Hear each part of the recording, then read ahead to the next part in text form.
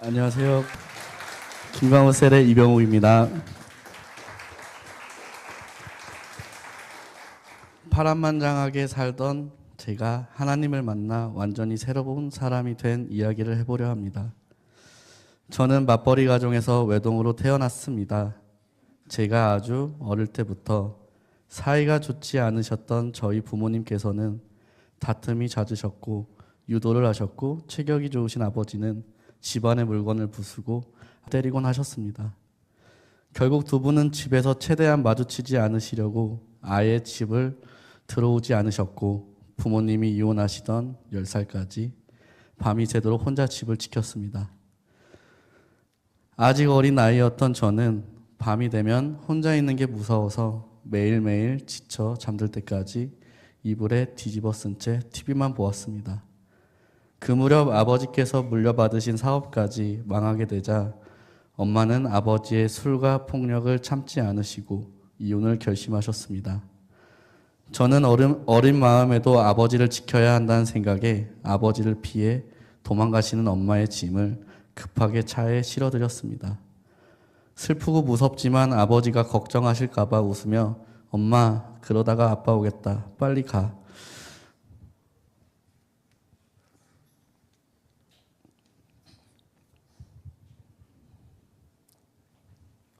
하며 웃으며 엄마를 보냈습니다. 혼자 남아서 무섭기만 한 아버지와 단둘이 지낸다는 게 두렵기도 했지만 제게 엄마는 너무나 소중한 존재였습니다. 어린 제가 보기에도 엄마를 지켜야 한다는 생각이 컸던 것 같습니다. 그 뒤로는 정말 말 그대로 지옥 같은 생활이 시작되었습니다. 아버지께서는 밖에 나가시지도 않으시며 매일 식사도 안 하시고 술만 드셨습니다. 술에 취해 엄마를 향했던 폭력이 저를 향해 돌아왔습니다. 매일 이유도 모른 채 멱살을 잡히고 주먹으로 얼굴을 맞고 발로 차였습니다. 저는 무조건 잘못했다고 빌 수밖에 없었습니다. 10살 고작 초등학교 3학년인 저에게 엄마를 찾아오라며 매일 때리셨습니다.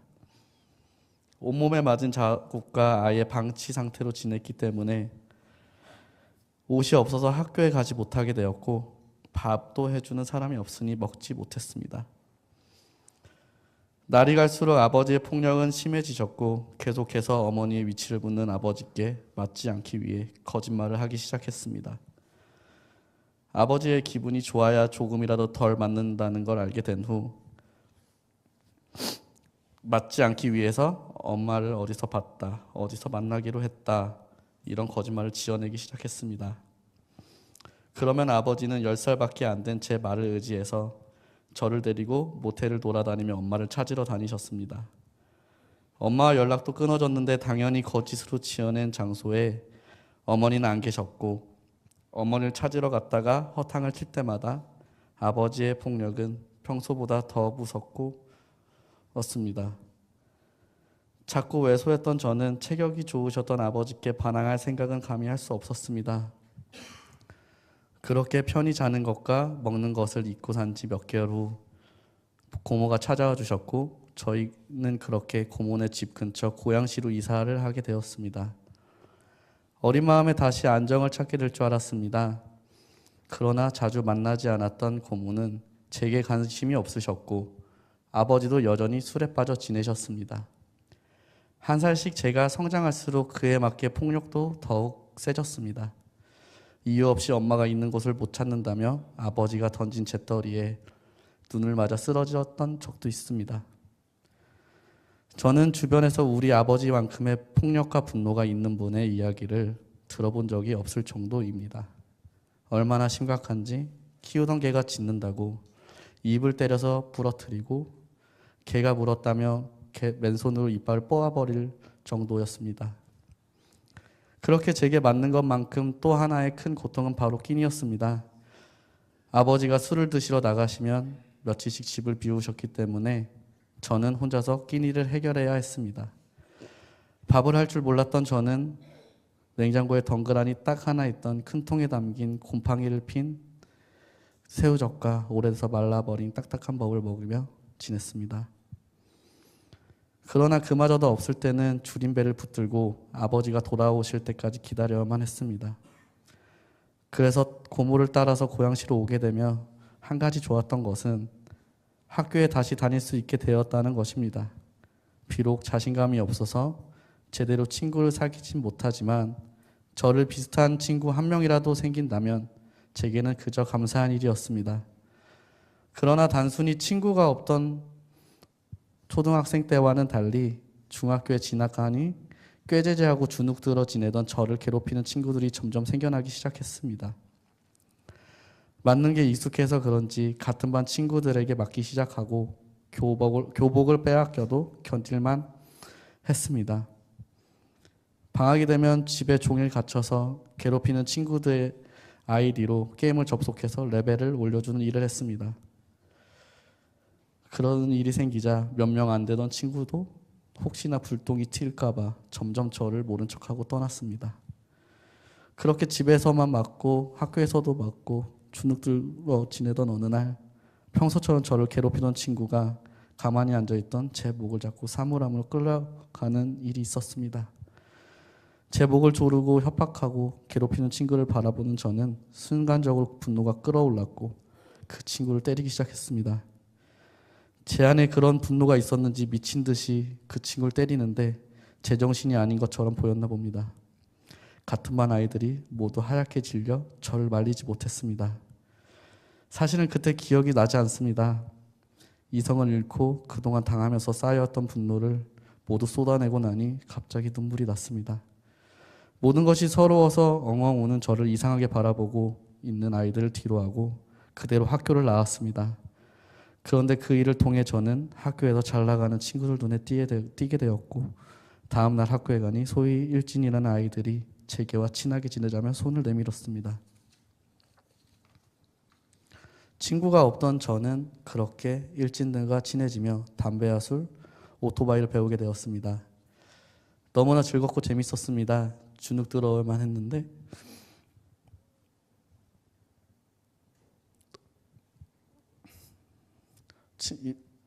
친구들과 함께 다니며 제게 힘이 생기니 저를 함부로 대하는 사람이 없었습니다.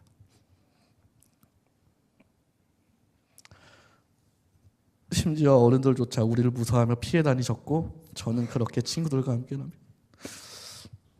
두려울 것이 없는 비행 청소년이 되었습니다. 이제야 의지할 존재가 생긴 것 같습니다. 친구들은 제게 안정감과 한 번도 경험하지 못한 소속감을 느끼게 해주었습니다. 오토바이를 타고 다니다가 고등학생이 돼서는 중고차를 개조하여 무면허로 운전하고 다니며 친구들과 폭주를 띄웠습니다. 매일 술을 마시고 200km 이상씩 밟으며 음주운전을 했습니다.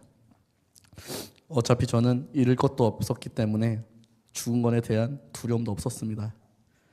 죽는 게 두렵지 않았던 저는 같이 다니는 친구들 중에서도 제일 겁이 없었고 그러다 보니 어느새 작은 책으로도 친구들 중에 리더가 되었습니다.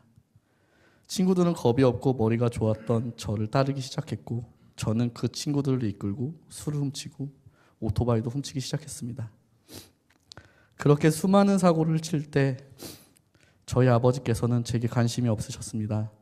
그저 집에서 가끔 마주칠 때면 여지없이 저를 때리셨습니다.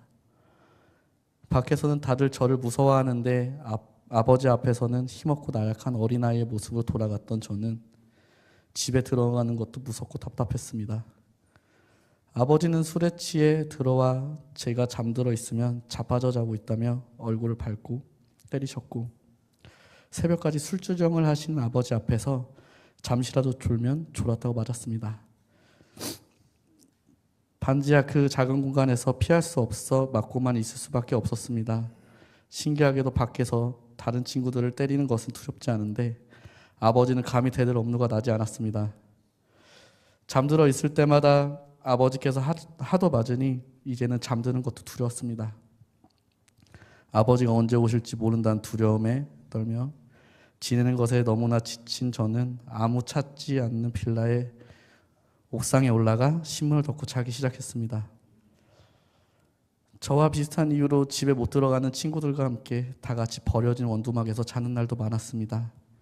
친구들이 없는 날은 혼자 옥상이나 산에 올라가 의료 수고하면서 추운 옷가지들과 신문으로 덮고 잤습니다. 중학교 담임 선생님의 도움으로 중학교는 겨우 졸업할 수 있었지만 고등학교 입학한 지 얼마 되지 않아 사고를 쳤을 때 아버지가 합의를 해주지 않으셔서 폭행방아죄로 강제퇴학을 2번 당하면서 제 학년은 고등학교 중퇴가 전부였습니다. 할 수 있는 일이라곤 오토바이를 타는 일뿐이었고 저는 퇴학 후 배달을 시작하게 되었습니다. 배달은 일당이 비쌌기 때문에 어린 나이에도 남들보다 돈을 많이 벌었습니다. 돈이 있으니 제게 또 다른 힘이 생긴 것 같았습니다. 그렇게 돈을 버는 일이라면 가리지 않고 시작했습니다. 중고차 딜러, 핸드폰 판매, 이삿짐 알바, 전자제품 판매 등등 돈 되는 일을 다 했습니다. 제 삶의 목적이 돈을 많이 버는 것으로 바뀌었습니다. 돈이 모든 것을 해결해 줄 거라는 생각에 사로잡혔던 저는 합법적인 일로는 돈에 성이 차지 않기 시작했습니다. 결국에는 불법적인 일과 도박에 손을 대기 시작했습니다. 쉽게 더 많은 돈을 벌기 위해 성매매 영업소에 막내 실장으로 들어갔습니다. 보통 그런 일은 덩치가 크고 나이가 좀 있는 조폭처럼 생긴 사람들을 쓰는데 평범하고 어려 보이는 저는 단속이 떠도 아무도 저를 실장으로 인지하지 못했기 때문에 일하기 안성맞춤이었습니다. 그때가 9년 전 제 나이 25살이었는데 지갑에는 늘 현금으로 70에서 80은 기본으로 들고 다니며 부족함 없이 살았습니다. 쓰고 싶은 대로 쓰고 먹고 싶은 대로 먹고 그동안 못 누렸던 모든 것을 마음껏 누리며 살았습니다. 하루에 100만 원씩 쓰면서 놀아도 아깝지가 않았습니다. 어차피 쉽게 돈 번 돈이었고 계속 쉽게 더 벌 수 있기 때문에 하나도 아깝지가 않았습니다. 그렇게 펑펑 돈을 쓰고 친구들을 만나도 이상하게 집에만 오면 모든 것이 꿈 같고 공허했습니다. 공허함에 견디지 못하면 또 나가서 돈을 쓰고 친구들 만나는 생활의 반복이었습니다. 막상 삶의 목적이던 많은 돈을 벌자 목적이 사라지게 된 하루하루가 그냥 의미가 없어졌습니다. 그러던 중 우연히 중학교 동창이었던 지금의 아내를 만났고 저는 첫눈에 반했습니다. 지금까지 만났던 여자들과는 다른 분위기에 저는 안정을 느끼기 시작했고 그렇게 저는 아내를 위해 모든 것을 쏟아부어 결혼을 할 수 있게 되었습니다. 제 아내는 정말 순수했고 항상 저를 믿어주었습니다. 아내의 화목한 가족들도 제게는 너무나 신기하게 느껴졌습니다. 가족이 다 같이 모여서 아버님의 생신을 축하해드리는 자리에 갔습니다. 가족이 함께 밥을 먹고 웃으며 이야기를 나눈 상황은 저는 한 번도 본 적이 없기 때문에 신기하면서도 낯설고 좋았습니다. 아내의 권유로 검정고시도 도전해서 합격했습니다. 그렇게 행복하고 안정적으로 동화처럼 살면 좋았을 텐데 저는 결혼을 할 준비가 안 돼 있었습니다. 결혼해서도 도박과 친구들을 놓지 못했습니다. 아내를 속이고 밖에 나가 친구들과 PC방에 가고 도박을 하며 제가 살아왔던 생활을 바꾸지 못했습니다. 저를 믿어주던 아내를 계속해서 속이고 도박을 하게 되니 아내도 변하기 시작했습니다. 아내는 처음에는 울면서 이야기하다가 점점 화를 냈고 나중에는 화도 내지 않고 점점 무기력 해져 갔습니다. 지금 생각해 보니 그것이 우울증의 증상이었던 것 같습니다. 그런데도 도박은 여전히 끊어지지 않았습니다. 도박도 담배도 어느 것도 제 의지로 끊어지지 않았습니다. 내 힘으로 끊으려 하면 할수록 점점 더 많이 의지하게 됐습니다. 도박에 투자하는 돈은 점점 액수가 커져 아내가 임신 중에 음주운전자한테 교통사고를 당해 받았던 합의금 1,000만 원까지 도박으로 잃게 되었습니다. 정말 무서운 게 도박을 하면 안 된다는 마음, 정말 끊고 싶다는 마음은 있지만 그럴수록 제 머릿속에서는 도박에 대한 생각이 멈추지 않았습니다. 중독이었습니다. 도박으로 잃은 돈을 다시 도박으로 따서 메꾸려고 아내 몰래 첫째 아이의 돌반지와 팔찌들을 팔고 결혼 반지까지 몰래 팔게 되었습니다. 중요한 물건들을 가져다 팔아서 더 이상 팔 물건이 없자 삽체에 없자 대출까지 받아서 도박에 투자했지만 도박으로 잃은 본전은 채워지지 않았습니다. 그때까지 다행히 아내는 눈치채지 못했습니다. 그런데 사채빚과 친구들의 진 빚에 시달리면서 일이 걷잡을 수 없을 만큼 커졌다는 생각이 들자 점점 겁이 나기 시작했습니다. 어떻게 해결할 방법이 떠오르지 않다가 문득 아내가 믿는다는 하나님이 떠올랐습니다. 지푸라기라도 잡는 심정으로 하나님께 기도했습니다. 이혼하지 않게 해달라고, 해결해달라고. 그런데 기도 응답이 되었던 걸까요? 며칠 뒤 아내가 결혼 반지와 돌반지를 찾기 시작하며 제 도박으로 모든 날린 것을 알게 되었습니다. 아내는 이제 그만하고 싶다고 말했고 아버님과 어머님이 아내를 데려갔습니다. 집에 혼자 남겨지자 어릴 때의 기억이 떠올랐습니다. 모든 것이 후회되고 괴로웠습니다. 저는 무엇을 해야 할지 도저히 알 수 없었습니다. 그런데 몇 시간 뒤 아내가 돌아왔습니다. 아내가 돌아올지 몰랐던 저는 깜짝 놀랐습니다. 여태껏 저를 떠났던 사람들 중에 다시 돌아왔던 사람은 없었는데 아내가 저에게 다시 돌아와 준 것입니다. 아내는 저를 아무 말 없이 안아주었습니다. 모든 것이 끝났다 생각했는데 아내가 다시 돌아온 그날부터 조금씩 모든 상황이 바뀌기 시작했습니다. 장모님과 처갓집 식구들이 저를 위해 금식하며 기도한다 했습니다. 당연히 혼나고 버림받을 거라 생각했는데 처갓집 식구들은 저를 위해 울며 기도해 주겠다.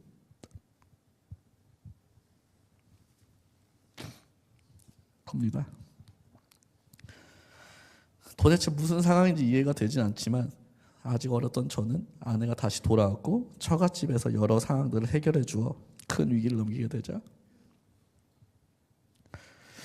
그냥 좋았습니다.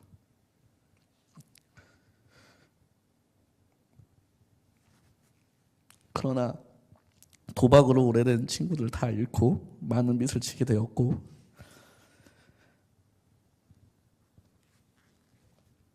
아내가 심한 우울증에 걸리게 되었는데도 저는 도박을 끊지 못했습니다.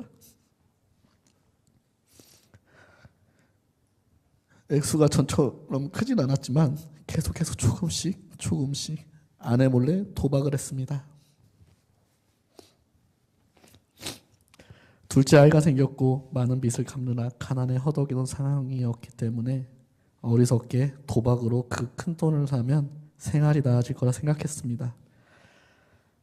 할 수 있는 일이 오토바이 타는 것뿐이었던 저는 중국집에서 배달 일을 하고 있었는데 그 돈으로는 빚을 갚는 것도 벅차고 생활하는 것도 벅찼기 때문에 더 돈에 집착했습니다.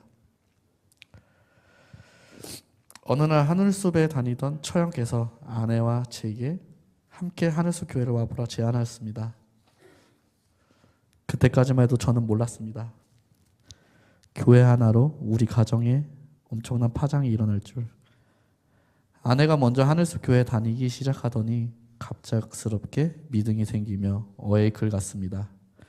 저는 이틀간 처갓집에서 지내며 아이들은 어머니와 아버지가 봐주시고 일만 하니 오히려 좋았습니다. 그런데 어웨이클에 다녀온 아내는 제가 보기에도 달라져 있었습니다. 우울한 모습이 확연하게 줄어들었고 심지어 행복한 모습으로 말하는 아내를 보니 신기하기도 했습니다. 결국 아내의 권유에 모르는 척 못 이기는 척 하늘숲에 왔습니다. 끌려오다시피 교회에 와서는 매주 눈에 제일 안 띄는 뒷자리 구석으로 가서 부족한 잠을 보충하고 갔습니다. 그러던 어느 날 갑자기 설교 시간에 마태복음 14장 31절 예수께서 즉시 손을 내밀어 그들을 붙잡으시며 이르시되 믿음이 작은 자여 왜 의심하였느냐 라는 구절이 제 가슴에 확 들어왔습니다. 듣자마자 이게 나구나, 내가 의심하고 있구나 라는 생각과 성경이 나에게 말씀하신 것이 깨달아지자 그냥 눈물이 막 났습니다. 왜 우는지도 모르겠는데 그냥 눈물이 계속 흘렀습니다. 하나님의 존재를 처음으로 어렴풋이 느끼게 되고 그것이 저의 믿음의 시작이었습니다. 그러나 그때까지 저는 도박을 하고 있었습니다. 하나님의 존재를 느끼고 나니 더 도박을 끊어야겠다 생각했습니다. 그래서 목사님께 솔직하게 말씀드리고 기도를 받았습니다. 물론 한 번에는 안 끊어졌습니다. 3번 정도 도박을 끊게 해달라고 기도를 받았는데 그 이후로 도박이 끊어졌습니다.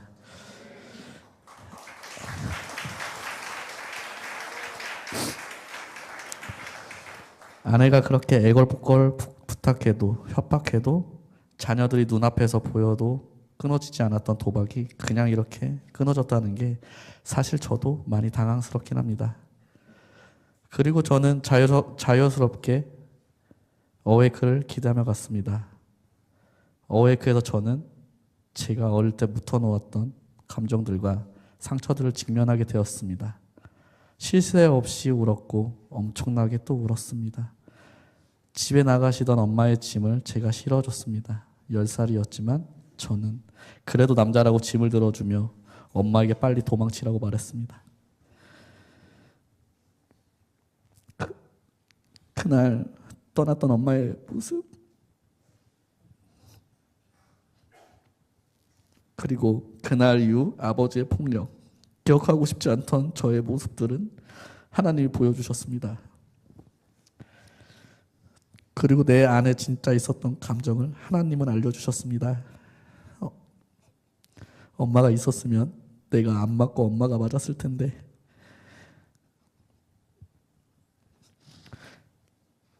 나 너무 무서운데 엄마가 있었으면 좋겠다. 엄마는 나를 버리고 도망갔구나. 엄마가 원망스러웠다. 이것이 어린 시절 저의 솔직한 감정이었던 것입니다. 내가 얼마나 무서웠는지 늘 아빠에게 빌고 빌었던 저의 모습이 떠오른 것이었습니다. 정말 울고 너무 울었습니다. 그때 하나님은 저에게 엄마를 용서하라 하셨습니다. 나를 때리는 아빠가 가장 미웠지 엄마에게 미움이 있을 거라고 생각은 하지 못했습니다. 그런데 제 안에 엄마를 향한 원망과 미움이 있었던 것입니다. 그날 어머니를 용서하여 사랑하기로 결정하고 하나님 앞에 고백했습니다. 마음이 한결 홀가분해졌습니다. 그리고 마지막 기도 시간에 기도하는데 눈앞에 한 나무가 보였습니다. 나무 주변에 노란색 많은 꽃들이 바람에 날리고 있었는데 그 중에 한 송이가 내 앞에 날아 떨어지면서 예수님으로 변했습니다. 그리고 그 예수님이 나를 꼭 안아주시는 것이었습니다. 저는 그 느낌이 지금도 생생합니다. 얼마나 포근하고 따뜻했는지 잊을 수 없습니다. 태어나서 처음 느껴보는 포근함과 따뜻함, 제가 그 어린 시절부터 느끼고 싶었던 안정감을 예수님 안에서 찾을 수 있었습니다. 그 순간에도 얼마나 많이 울었는지 모릅니다. 말로만 들었던 하나님, 머리로만 이해했던 하나님, 의심 많은 제가 더 이상 의심할 수 없게 하나님이란 분의 존재에 대한 확신이 드는 순간이었습니다. 나에게 가장 큰 상처를 주신 아버지 역시 용서를 하고 나니 미움이 안타까움으로 바뀌었습니다. 지금도 여전히 폭력적이시고 강한 아버지, 그런 아버지가 지금도 이해는 되진 않지만 용납이 되기 시작했습니다. 아버지도 엄마에게 버림받은 그 아픔이 감당이 안 되셨구나. 아버지가 조금씩 용납되기 시작하자 모든 것을 받아들이는 저의 마음이 달라졌습니다. 아버지가 말씀하실 때 제가 안 듣거나 졸기라도 하면 바로 욕을 하며 따귀가 날라왔습니다. 그래서 저는 다른 사람들의 말을 잘 경청해주는 좋은 습관이 생겼습니다. 이 좋은 습관이 바로 아버지의 훈련 덕분이죠. 생각만 바꿔도 모든 것이 다 다르다는 걸 알았습니다. 어웨이 그 이후 저는 도박이 아예 생각조차 나지 않고 술도 완전히 끊었습니다. 돈을 쫓아가는 삶을 내려놓고 지금은 매일 저녁 기도하고 큐티를 하고 있습니다. 밤에는 기도하고 아침에 큐티하느라 술과 도박도 생각할 겨를이 없습니다. 가끔 기도하다가 철없을 때 남들에게 지은 죄들도 생각하면 즉시 회개하고 있습니다. 저를 믿고 기도해준 아내와 나의 든든한 중보 후원자이신 장인어른과 장모님께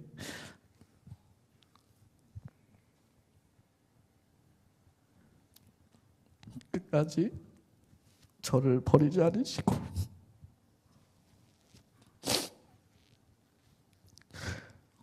인내해 주셔서 감사하다고 인사드리고 싶습니다. 부족하고 연약한 저를 인도해 주시는 리더님과 늘 마음을 만져주신 나를 새롭게 하시는 하나님 모든 영광을 올립니다. 사실 남들에게 꺼내놓기 부끄러운 이야기였지만 용기를 냈습니다. 살아계신 예수님만 증거되는 간증이 되어 저의 이야기를 통해서 더 많은 사람들이 예수님께 인도되기를 소망하며 간증을 마치겠습니다. 감사합니다.